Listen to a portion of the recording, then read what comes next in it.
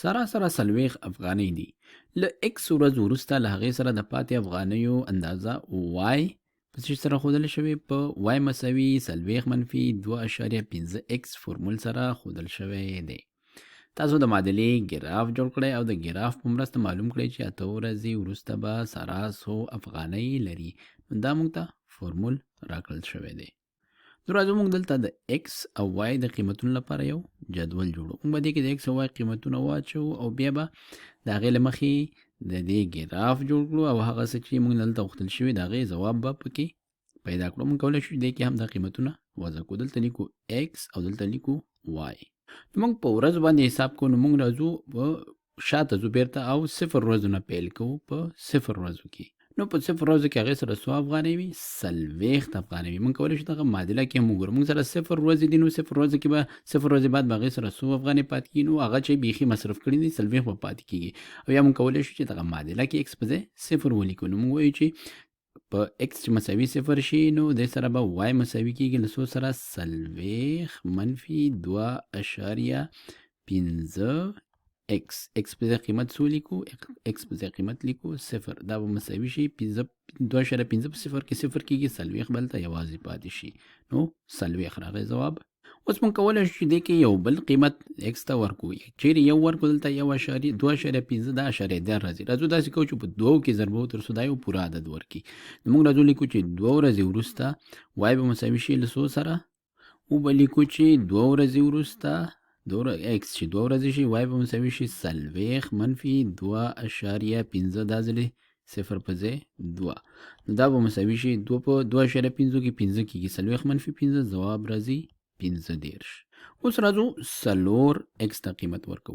ایکس چې 4 شي وای به مساوي شي دلته بیا لیکو 40 منفي 2.5 ایکس په ځای 4 دا به مساوي شي 4 په 2.5 کېږي 40 نه چې 10 کم شي ځواب پاتې کېږي 10. نو تاسې وګورئ چې دلته هر ځلې 2 ورځې ډېرېږي دلته څومره کمیږي؟ 15 افغانۍ ورسره کمیږي. معنا په یوه ورځ کې 2.5 افغانۍ دا مصرفوي. دلته معادله کې هم دا راکړل شوي 40 نه 2.5 د ورځو په شمیر کې ضربېږي دا ترېنه منفي کېږي یا کمیږي. معنا دای مصرفوي دومره.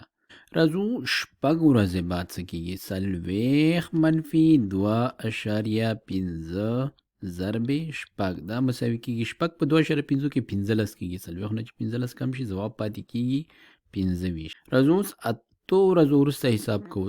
40 منفي 2.5 ضرب 8 دا به مساوي شي 8 ضرب 2.5 کېږي 20. 20 چې د 40 نه کم شي ځواب پاتې کېږي 20.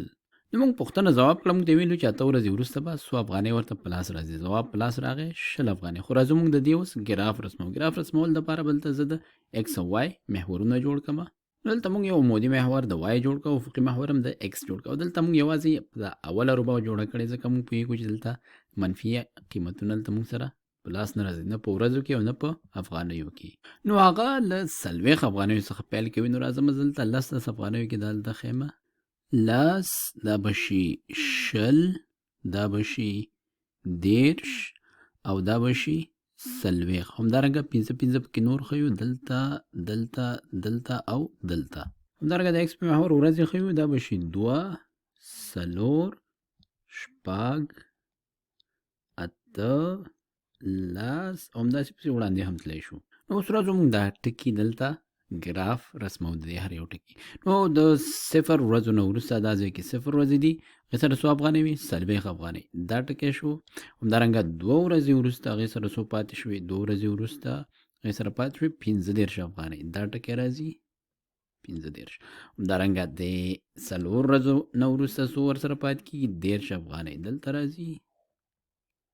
ورپسې راځو 6 ورځې وروسته هغې سره پاتې کېږي 25 افغانۍ. 6 ورځې وروسته 25 افغانۍ دې ځای کې راځي.